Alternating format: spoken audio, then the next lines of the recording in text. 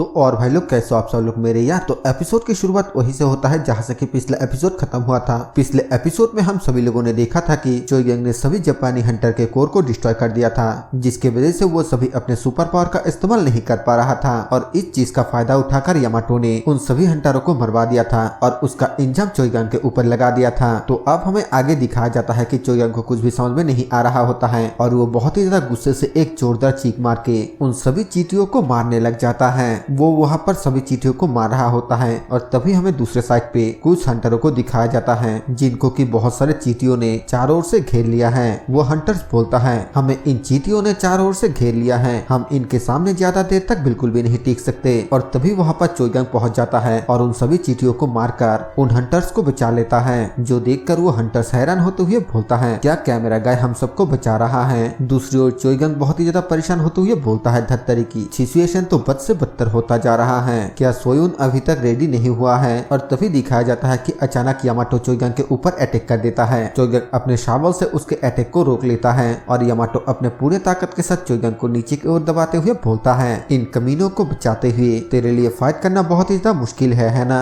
दूसरी ओर हमें उन सभी हंटरों को दिखाया जाता है जो कि ये सब कुछ देखकर चिल्लाते हुए बोलता है सर यामाटो उस कमीने को सप्रेस कर रहा है, सर यामाटो तो हमारे जापान का हीरो है। हमें एक हंटर को दिखाया जाता है जो कि उन चींटियों के ऊपर अटैक करते हुए बोलता है सर यामाटो के वजह से इन चींटियों के स्पीड बहुत ही ज्यादा कम हो चुका है, सब लोग जल्द से जल्द इन सबको मारना स्टार्ट करो। यामाटो चोइगंग को बोलता है ये लोग तो इतना भी नहीं जानता है कि मैं इन सब का इस्तेमाल कर रहा हूँ, देखो ये सभी मेरा किस तरीके से पूजा कर रहा है। चोइगंग शेख आज मैं तुम्हें यहीं पे मार डालूंगा और एक नए ऊंचाइयों तक पहुंच जाऊंगा, उसके बाद मैं उस लड़की को भी अपने हाथों में लूंगा। फिर वो अपने मन में सोचते हुए बोलता है आखिरकार वो लड़की है कहाँ, मुझे वो दिखाई क्यों नहीं दे रहा है। और तभी हमें थंबेलिना की आवाज सुनाई देती है जो कि बोलती है हेलो माइक टेस्ट, क्या आप लोग मेरे आवाज को सुन पा रहे हैं। अचानक उसकी आवाज को सुनकर यामाटो और बाकी के सभी लोग बहुत ही ज्यादा हैरान हो जाता है। थंबेलिना आगे बोलती है मिस्टर यामाटो क्या आप मुझे सुन सकते हैं, प्लीज मेरी ओर देखिए। यामाटो थंबेलिना को देखकर घबराते हुए बोलता है आखिरकार वो लड़की वहाँ पर क्यों है। थंबेलिना सबको बताती है तो अब हम इस बड़े से स्क्रीन पर एमएस कैमरा गाय के कभी ना देखे गए वीडियो को प्ले करने जा रहे हैं। ये सुनकर यामाटो बहुत ही ज्यादा हैरान हो जाता है और तुरंत ही चिल्लाते हुए बोलता है उस लड़की को अभी के अभी रोको, लेकिन तब तक बहुत ही ज्यादा देर हो चुका है। थंबेलिना वहाँ पर ऑलरेडी वीडियो को प्ले कर चुकी है। यहाँ पर हमें वही पुराने सीनों को दिखाया जाता है जब यामाटो ने थंबेलिना को पकड़ लिया था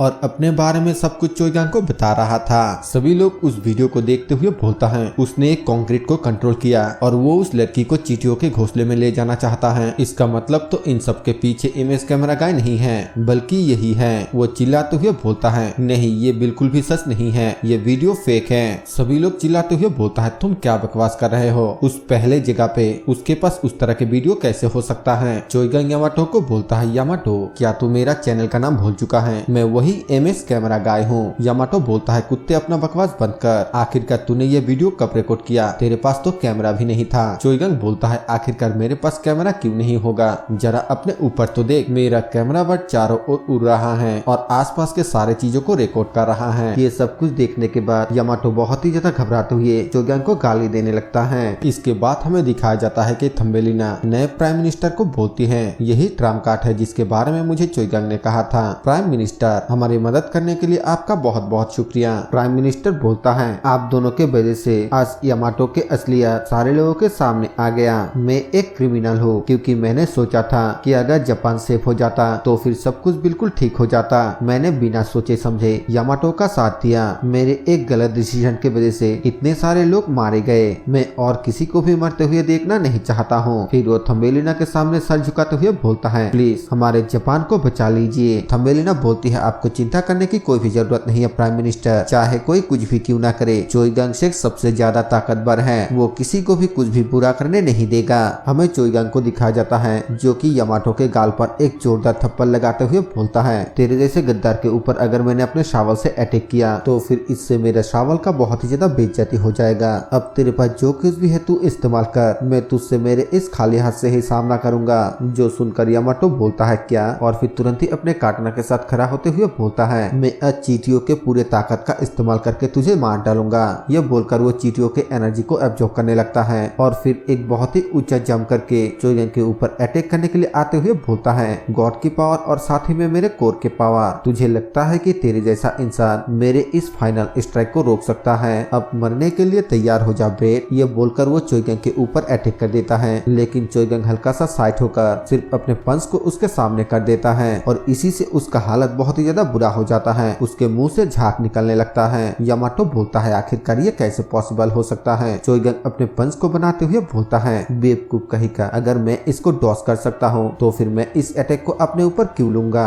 ये बोलकर वो अपने मुट्ठी में चक्रा के पावर का इस्तेमाल करते हुए उसको एक जोरदार पांच मार देता है, जिससे कि वो उड़ता हुआ सीधा जाकर उन हंटरों के बीच में गिरता है। यामाटो बोलता है आखिरकार ये कैसे हो सकता है? और तभी पीछे से वो हंटर बोलता है ये गद्दार, इसने अभी अभी चींटियों की ताकत कहा, इस गद्दार को मार डालो, इसने हम सबको बेवकूफ बनाया, इसी ने उन चींटियों से हमारे शहर के ऊपर हमला करवाया और सारा इंजाम एमएस कैमरा गाय के ऊपर दे दिया। यामाटो बोलता है तो क्या हुआ अगर मैंने ऐसा किया? तुम सभी के सभी सिर्फ पीक हो। ये बोलकर वो उन सभी के ऊपर अटैक करने लगता है, लेकिन सामने वाला हंटर उसके शॉट को बहुत ही आसानी से रोक देता है, जो देखकर यामाटो बहुत ही ज्यादा शॉक होते हुए बोलता है आखिरकार अब ये क्या हो रहा है? और तभी उसके सामने गॉड का मैसेज आने लगता है और सभी के सभी गॉड उसको छोड़कर जाने लगता है, जिसकी वजह से उसका ताकत भी कम हो जाता है। वो बोलता है अरे रुक जाओ, कम से कम मुझे एक और मौका तो दो। लेकिन तभी एक हंटर आकर उसके मुंह पर एक जोरदार पंच मार देता है और उसको गाली देते हुए बोलता है क्या तुझे पता है कि आखिरकार तूने क्या किया? हमारे फैमिली, हमारे अपने, तेरे वजह से सबके सब हमसे दूर हो गए। तेरे जैसे गद्दार के जीने का कोई भी हक नहीं, तुझे मर जाना चाहिए। ये बोलते हुए वो हंटर यामाटो के मुंह पे लात बरसाने लगता है। तभी यामाटो जोर से चिल्लाते हुए बोलता है रुक जाओ। हमें दिखाया जाता है कि इसकी वजह से जमीन के अंदर से बहुत ही बड़े बड़े टेंटिकल बाहर आता है और एक टेंटिकल उस हंटर के आर पार हो जाता है। बाकी के सभी हंटर के साथ साथ चोइगंग भी ये देखकर काफी ज्यादा हैरान हो जाता है। दरअसल वहाँ पर एन क्वीन आ चुका है। यामाटो गुस्से के साथ बोलता है आखिरकार तुम लोगों की हिम्मत कैसे हुई मेरे साथ ऐसा करने की? मेरे पास अभी भी एन क्वीन को कंट्रोल करने की एबिलिटी है और फिर भी तुम मेरे बॉडी को टच करने की हिम्मत करते हो। तुम सभी के सभी मेरे सामने सिर्फ कचरे हो। फिर वो एन क्वीन को बोलता है यूकी इन सभी को खत्म कर दो, किसी को भी जिंदा मत छोड़ना। फिर वो आगे बोलता है नहीं रुको, अपने सभी चींटियों को रिलीज कर दो और कहो कि इन सभी को कच्चा चबा जाए। मैं जापान के सभी लोगों को मारना चाहता हूँ। इस बात को सुनकर सभी हंटर और प्रेसिडेंट बहुत ही ज्यादा घबरा जाता है। हमें दिखाया जाता है कि क्वीन अपने एबिलिटी का इस्तेमाल करते हुए चींटियों को रिलीज करने लगता है, जो देखकर एक हंटर चिल्लाते हुए बोलता है नहीं मेरा फैमिली, ये सिटी। तभी हमें दिखाया जाता है कि कोई उस बंदे के मुंह पे एक जोरदार किक मारता है। हमें दिखाया जाता है कि वो चोइगंग होता है। चोइगंग सभी हंटरों के सर पे पैर रखते हुए उछलते हुए एन क्वीन की तरफ जाने लगता है और फिर अपने पूरे ताकत के साथ अपने शावल को